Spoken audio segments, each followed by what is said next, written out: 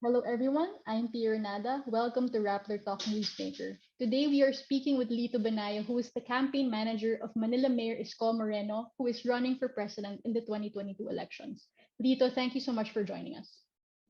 So, Lito, you were a key figure in the 2016 Duterte campaign. You helped with surveys, communication strategy. You even came up with the slogan "Tapang at Malasakit." Why aren't you helping Duterte and his chosen ones for the next year's elections? Well, first of all, because I do not believe in dynasties. No, it's a I mean, it's a principle that I have always maintained. No, um, I can think of local dynasties as something acceptable because it's the Constitution and our laws do not define it properly. No, yung political dynasties, and then we have a dysfunctional political party system. The parties in this country are just flags of convenience. So we don't have conventions to choose the right candidates. No, it's just the tail of the surveys, di ba? And who can produce the money, di ba? Ganun ang ganun ang batayan eh. So I know, but transposing that into the national scene is something it really goes against the grain of my beliefs. No? So yun ang one. And I told the president that very frankly in January, middle of January, this year, 2021. And but then he said naman, hindi naman tatakbo si Sara. Hindi ko papayagan tumakbo si Sara. No? Ganun. So I left it at that. No? I mean, I took him for his word, at his word. So yon, basically. Now then again, uh, you choose among those who are winnable. I mean, it's very difficult to choose someone who either at this point in time is ranking quite low in the surveys, and one who does not have a new narrative to present to the country. No? Kasi yung kay Duterte, that was decided as early as January of 2015 under normal conditions, walang pandemic, 'di ba? So it was easier to move around and all that. This time, we're running very very late, very short of time before filing. And there is a pandemic even that will be with us even during the campaign. So somebody who's not doing well enough in the surveys will find it very difficult to do a Duterte, no, to do a Digong. Uh, Secondly, probably it's wishful thinking, but I hope and I believe that people, especially the young voters, no, will think twice this time before they vote. That competence this time will be an essential element in their decision because we've never experienced as harsh economic and social realities as we are facing now. No? So that those are the premises by which one, I cannot go for Sarah, no, first. And second, I cannot also go for somebody whose competence has not been proven. Do you now regret supporting Duterte in his campaign back then? No, no, no. I don't regret that. I think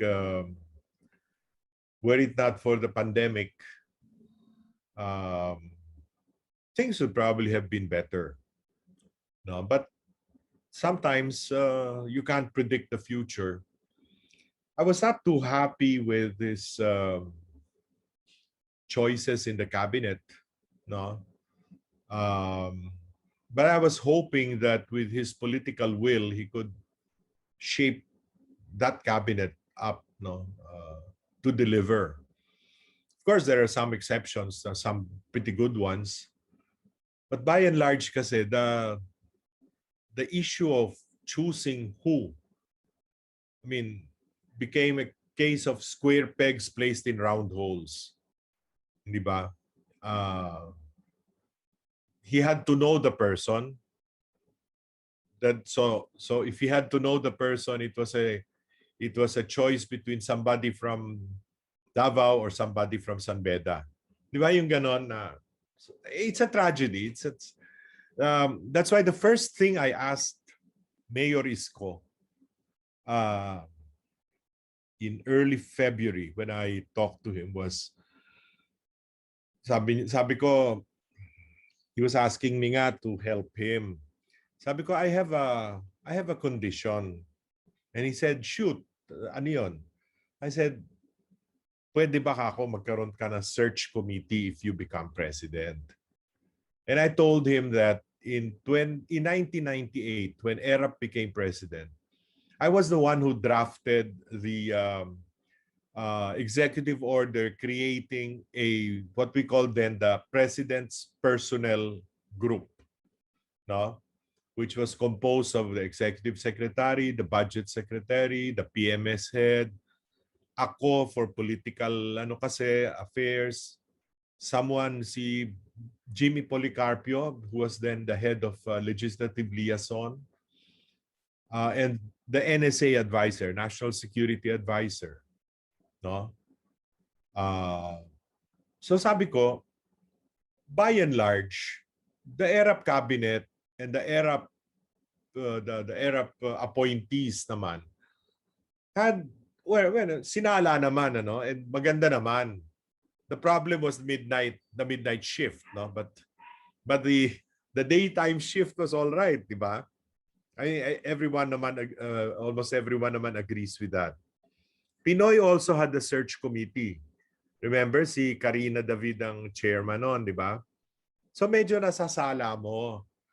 Ang tragedy nga dito is parang si tuturo si ganito, si ganon, no? And I had some very bad experiences in Taiwan with some of the people he appointed, because I organize investment forums. I invite the creme de la creme of the business community, no? And then I invite people from Manila, I mean officials who come to Manila. Not naman cabinet level kasi pinagbawal ng Malacanang na magpapunta ng cabinet members. But all honesty, naging embarrassment eh. People who didn't know what to say, how to promote the country for investments. So it was at the beginning, everyone was gung-ho about President Duterte. Even taxi drivers were saying they like him.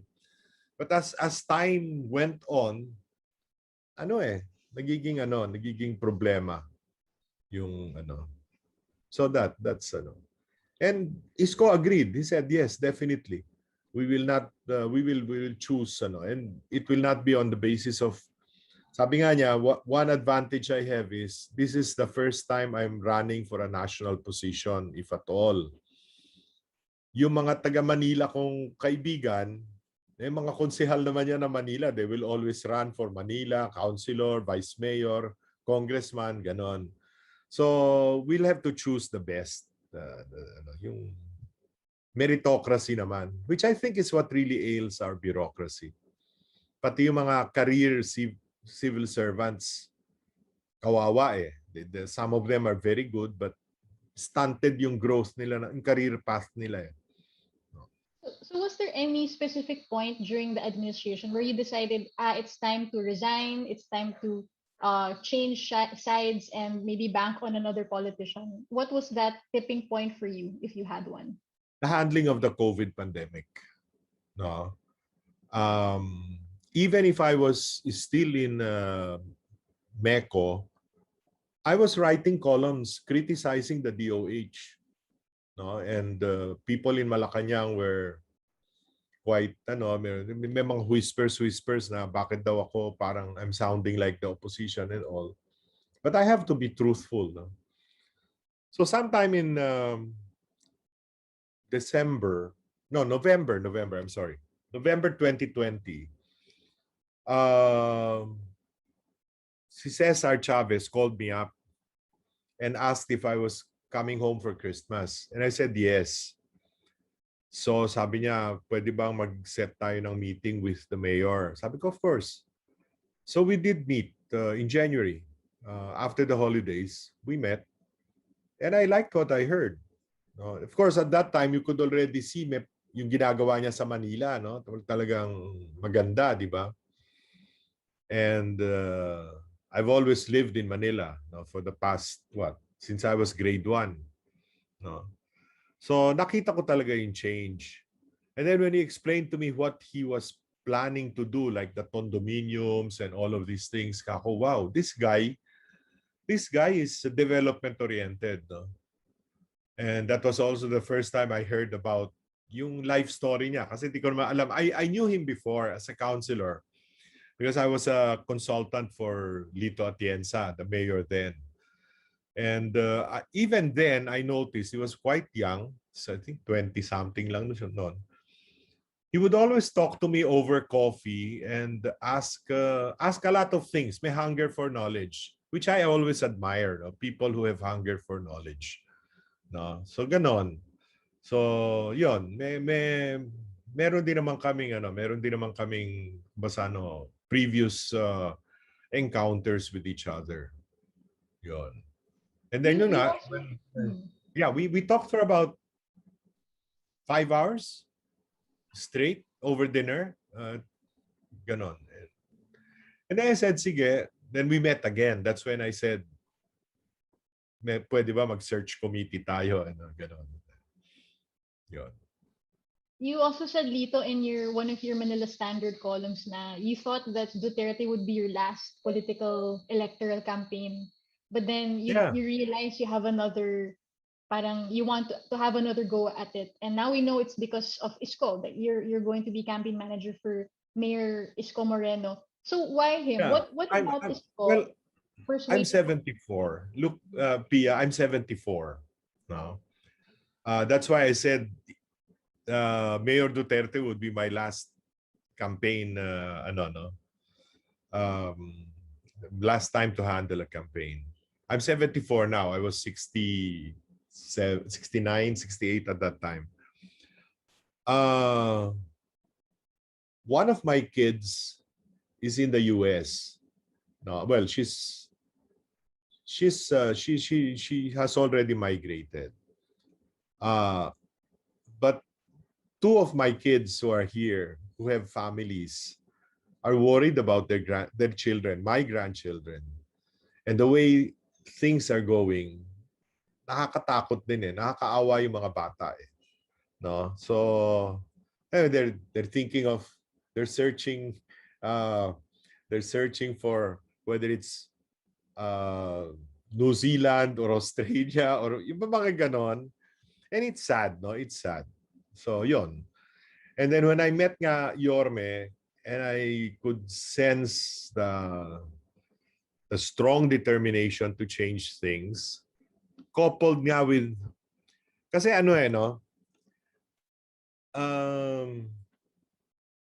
kasi I never knew poverty. No. We're not rich, but we're, sabi mo na, upper middle class, no, or middle class. So I never experienced poverty. But when he was telling me about the stories of his younger days, and I realized na talagang seryoso about, giving human dignity to the poor, no? Seryoso about social equity, which I think is what is wrong in this country, no? I mean, at the end of the day, no? So tayo, because nakapag-aral tayo sa magaganda eskwelahan, upward mobility natin is good. But though very few people, especially now, coming from the public schools, coming from malnutrition pa is a problem, di ba? Kawawa eh. Kawawa yung gano'n, no? So we're sitting on top of what can be a social volcano. No? And what has exacerbated all of this is the pandemic, which was handled not as well as it should have been. Since you've handled President Duterte's 2016 campaign, and now you also personally know Mayor Moreno, you're going to handle his campaign as well. What would you say are the main differences between the two? Mm. Si Mayor kasi, si Mayor Duterte was someone who you could not really control, no, what came out of his mouth. I mean, he can never read the prepared speech, except I think the inaugural address, no. Even the sauna is not, diba? You've seen 2-hour saunas, no? You've heard 2-hour saunas. So what comes to mind goes out, no? And I think in this day and age, communication ability is very, very important. And what comes out of the president's mouth is policies, official policy. So si Isko prepares.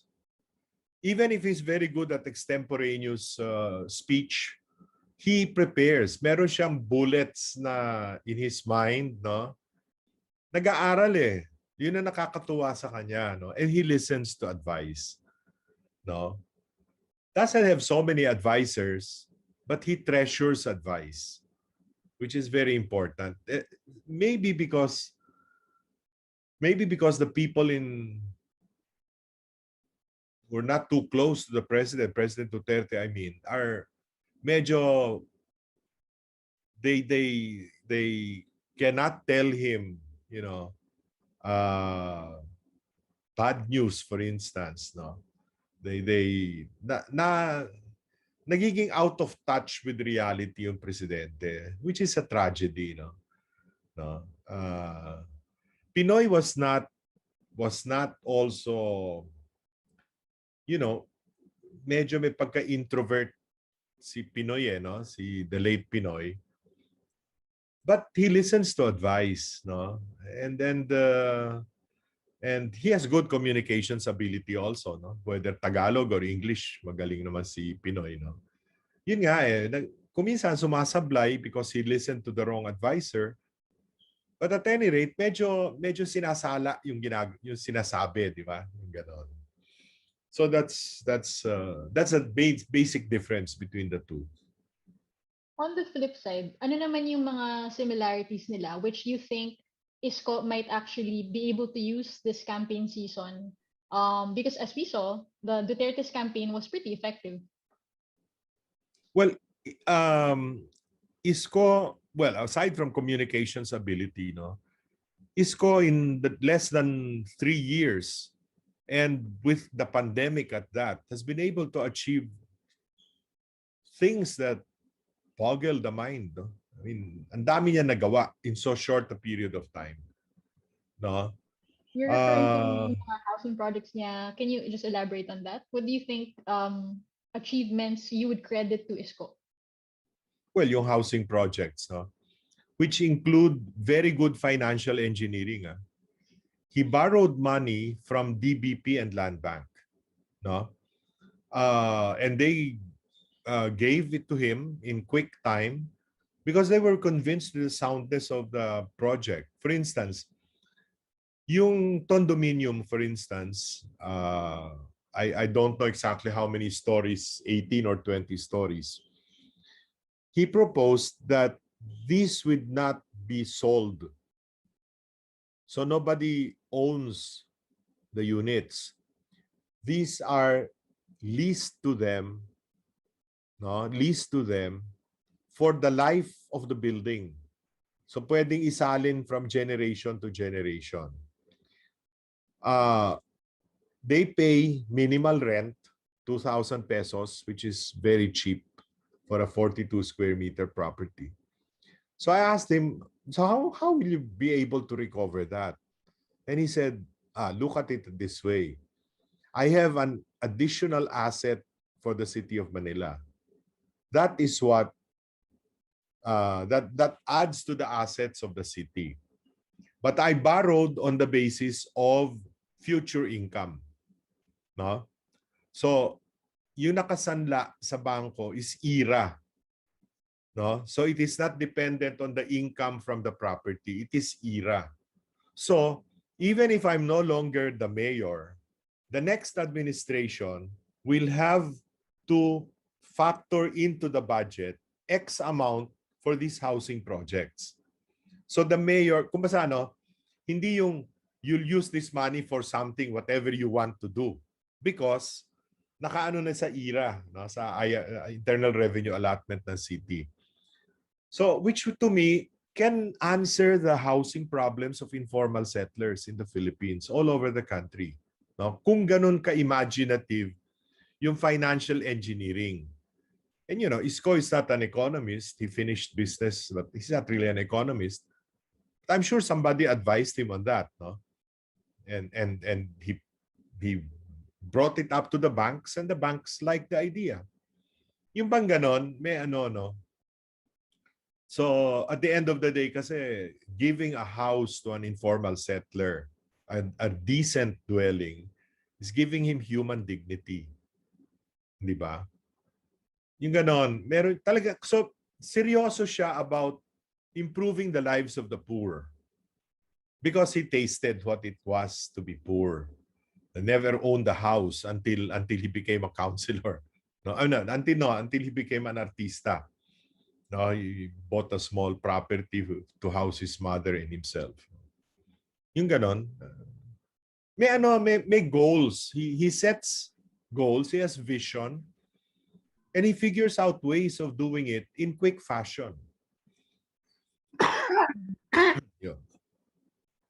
Yung common criticism naman against Isko is people call him a political butterfly because he would run for VP under a certain mayoral bet, and then the next elections, VP bet siya ng rival mayoral bet before. So people are questioning, or parang some people find it hard to trust Mayor Isko because of this, maybe his history, his political history, and also the fact that, for example, he was appointed in the Duterte administration twice. So people are also wondering, is he really anti-Duterte? Is he really going to be parang a different candidate from maybe the anointed ones of Duterte? Can you just explain this? Like, what would be your defense of him on this regard? Let me explain that. No? As someone from Manila and who knows both, all the mayors of Manila with whom he served. No?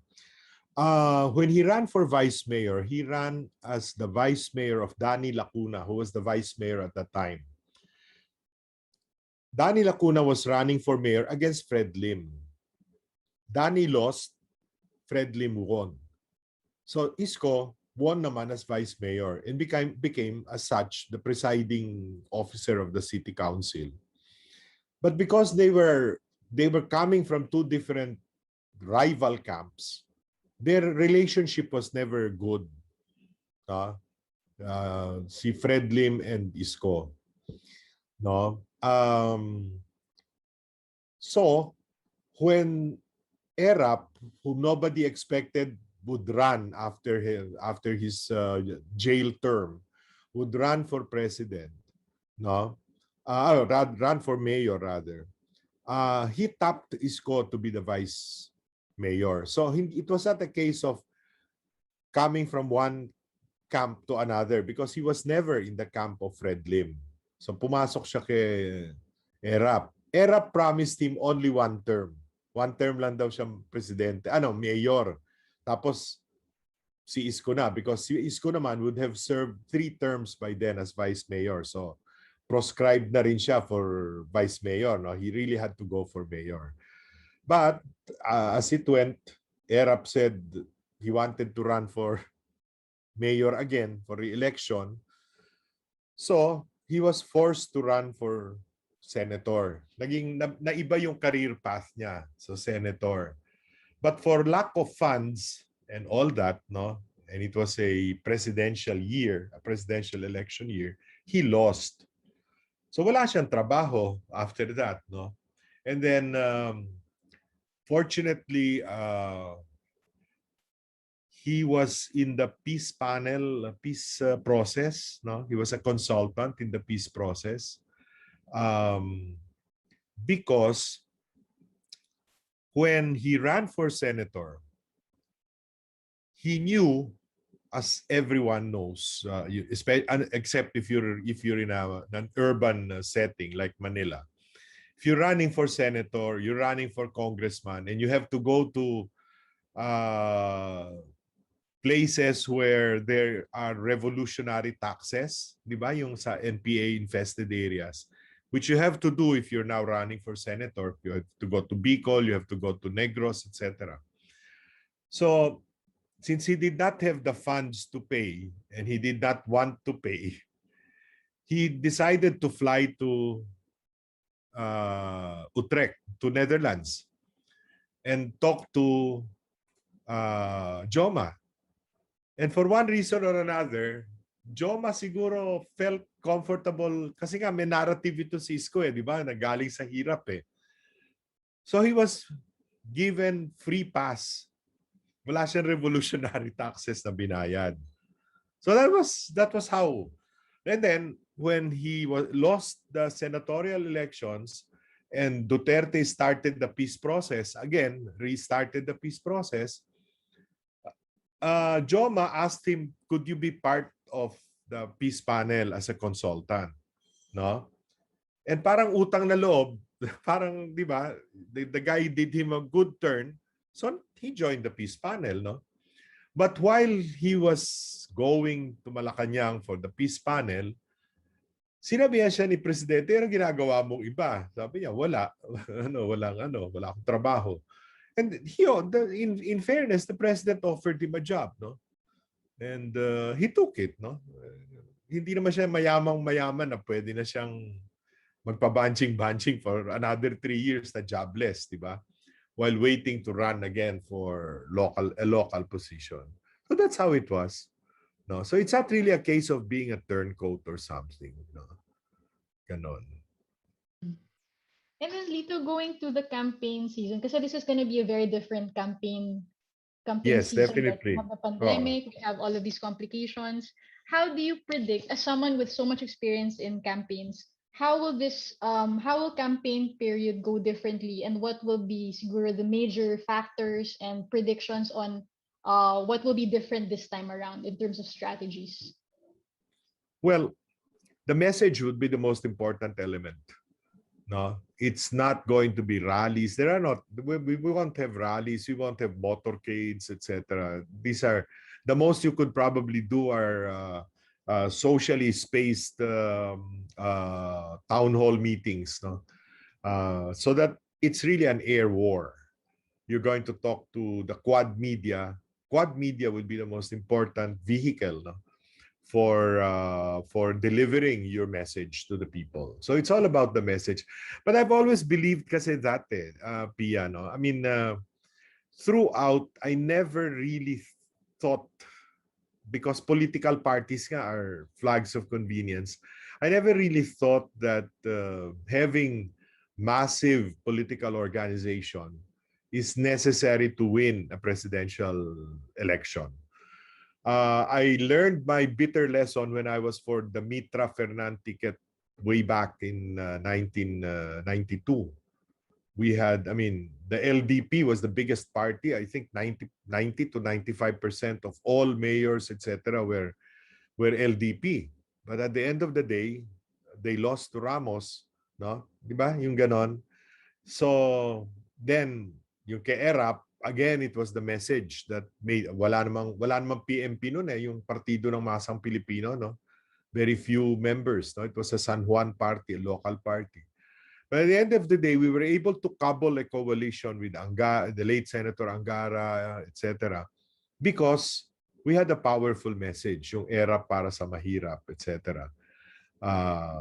Which unfortunately did not pan out well in terms of governance, no? Yun.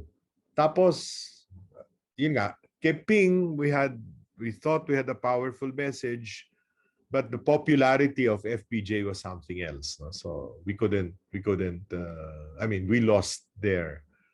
But after that, yung kay Pinoy, again, it was the message, no? I mean, Manny Villar had so much resources, no? The LP was a party, what, di ba tawag nila doon, ano? Volkswagen Combi lang yung LP, di ba? Nung tumakbo si Pinoy, no? But because the message was powerful, no?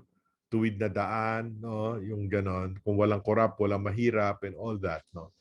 And it was being, we, we, we, we, uh, we sent the message as contradistinguished from the GMA administration, which was, riddled with corruption. So nanalo si Pinoy because of a powerful message. No? Similarly, ganun din kay Mayor Duterte, no? You know. So ngayon, ganun din. But this time kasi, social media will be very important, no? Because, the print has become less important. I mean, kokonti na lang ang print, no? Even print is viewed online rather than shuffling through the papers, no? So it's basically that, and SOCMED, and then there's only one. I mean, there are only two television stations now, no? There used to be three. Nawala yung major TV station, which is ABS-CBN. So you'd have to rely. It's only basically the upper middle class now who are able to view ANC and ABS-CBN, di ba? So social media will be very important. Mm. You said earlier to me, Lito, that your slogan for Isko would be Bilis Kilos. So why this slogan? What does it say about Isko as a candidate, and how does it compare to Tapang at Malasakit? Well, first of all, Bilis Kilos is what he is, what he has demonstrated in Manila. No. Number two, people need quick results because of the pandemic and because of the economic disaster that it has brought upon the country.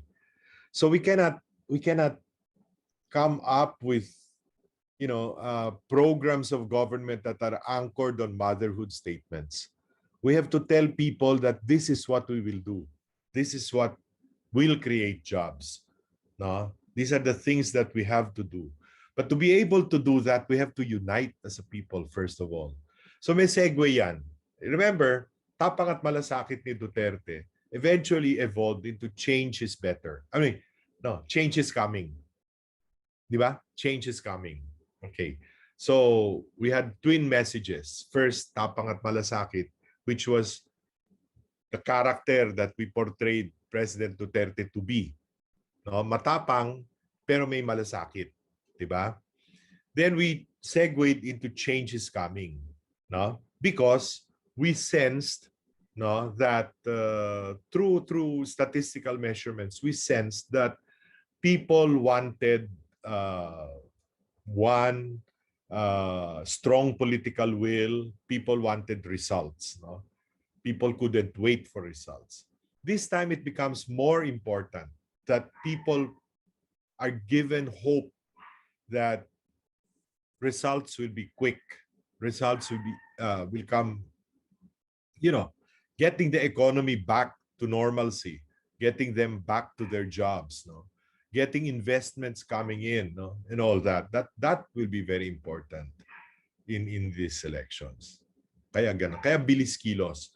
But I'm not saying that will be it. No? We could probably segue into something else as the campaign progresses. Another distinct feature of the 2016 elections, Lito, was how divisive politics were back then, and even till now. You can really sense na, di ba, parang may Dutertards versus Yellow Tards. I mean, there's this whole narrative where we label each other, and yun nga, maraming trolls that were used by both sides, but a lot were actually Duterte supporters, di ba? Lots of vitriol online, a lot of social media trolling. Can we expect that kind of maybe viciousness or that kind of use of social media from Isko Moreno's campaign? Not from our side. But I would expect that to come from the other side. I mean, the Duterte trolls will still be there. No, and probably, but the nice thing is they're beginning to run out of issues. They just keep For instance, up to now, I keep reading on social media, Ka-Isko, kaibigan ni Joma Sison, Commander Isko, yung mga ganon, NPA, NPA. But hey, that's so easy to answer. Who was it who appointed leftist cabinet members? Not socialists, but real communists brought them into the cabinet. Di ba? So, sa Manila ba meron bang ganon? Wala naman eh. So, it's easy. It's an ongoing challenge, no? You just have to tell the truth. You just have to compare, no? On that issue. And then what other issues are they going to throw? Ambisyoso? Lahat naman ambisyoso eh. Di ba? I mean, at least ito, may ambisyon, pero nanggaling sa wala. Nanggaling sa he built himself. No, nobody, he inherited nothing from his parents, no. This is definitely not dynastic. He's got young children who are not even interested in entering politics, no. Walang ipamamana na political dynasty, no. Yung ganon, that's the narrative that has to be fortified as we go along, no. Yun. Last two questions, Lito. Firstly, Yep. we know that yun nga yung isang opposition strategy now is to supposedly unite under a single candidate, and so that the goal is to beat the candidate being foisted by the Duterte administration, Duterte himself. We are seeing now the emergence of multiple non-administration tandems and candidates. So how do you propose we still do a strategy like that? Like, how will these groups still unite when there are already multiple groups, parang disparate na as early as now eh.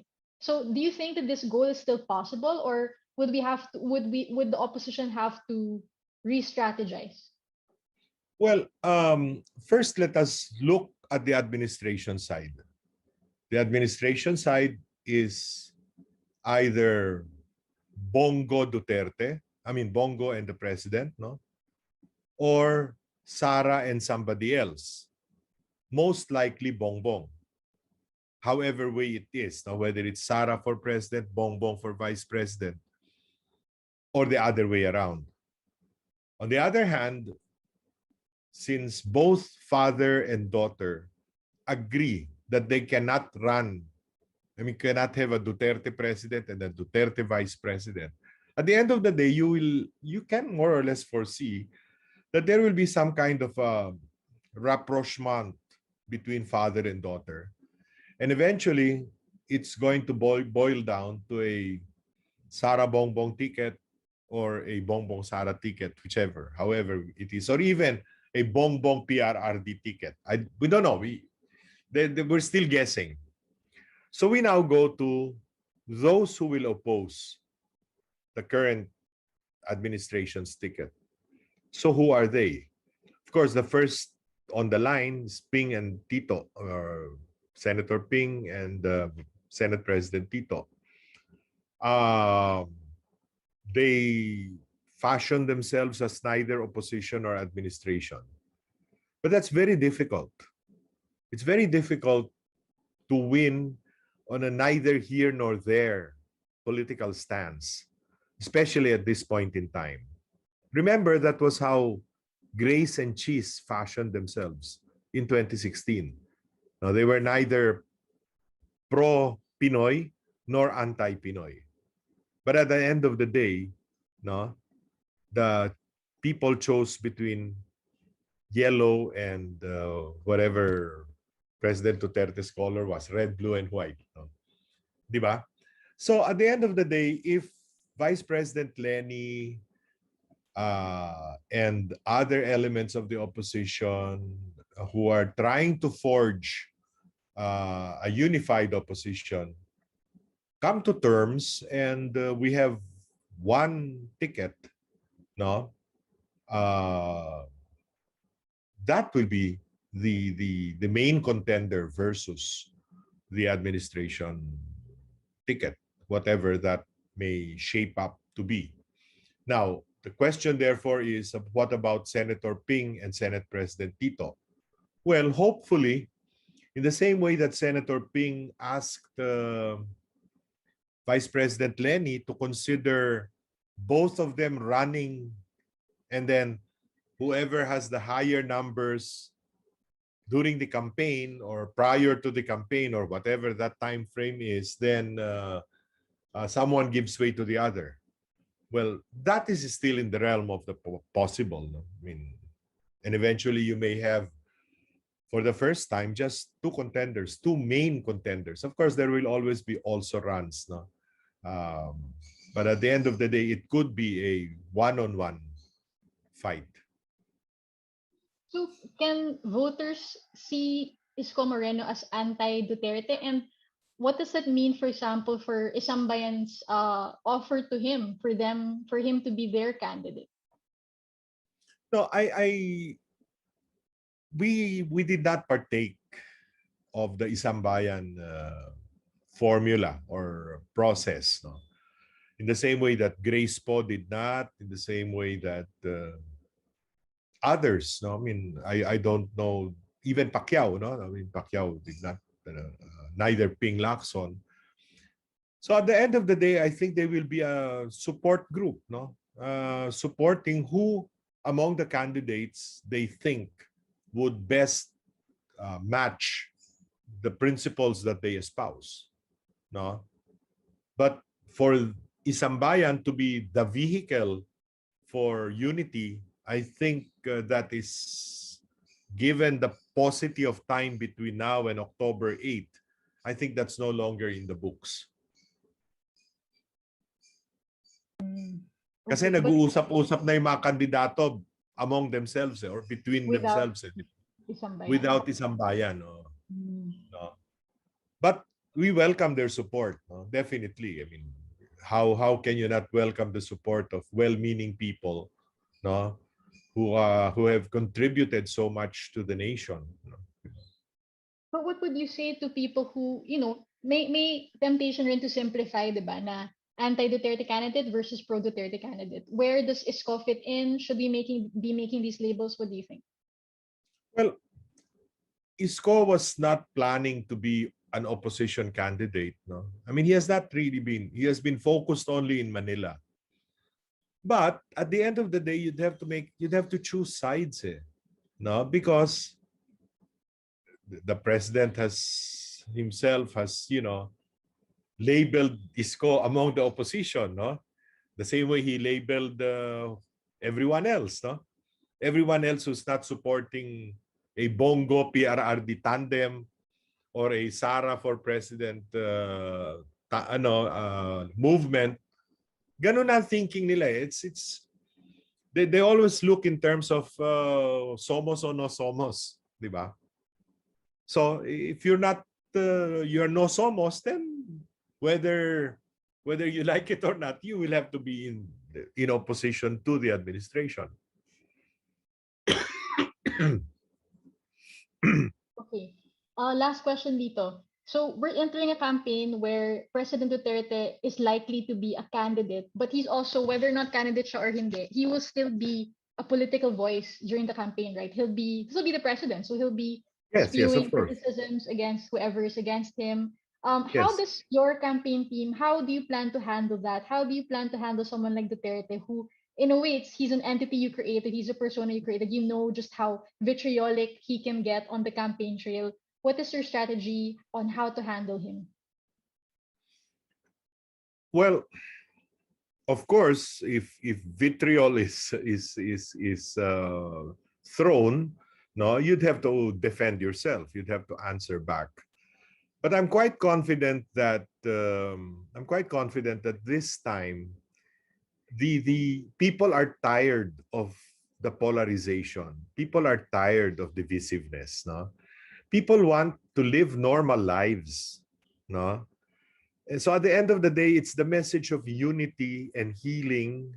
No, but unity and healing for particularly attractive principles is what will matter when people decide who to vote for. No, that is why, despite the preponderance of trolls, no, despite the preponderance of fake news, I think this time, because of the parlous economic and social conditions that people find themselves in, they will start thinking about their future or their present, no? Their jobs, their economic condition, and the future of their children. And hopefully, with that, no, we will be able to usher in unity and healing rather than continued polarization. No. Yep. All right, very fitting ending words from Lito Banayo, the campaign manager of Isko Moreno, and we will definitely be watching the campaign season as it progresses and really watching, diba, how these candidates will move around this pandemic campaign season. So again, Lito, thank you so much for joining us here at Rappler Talk Newsmaker. To our viewers, thank you so much for watching.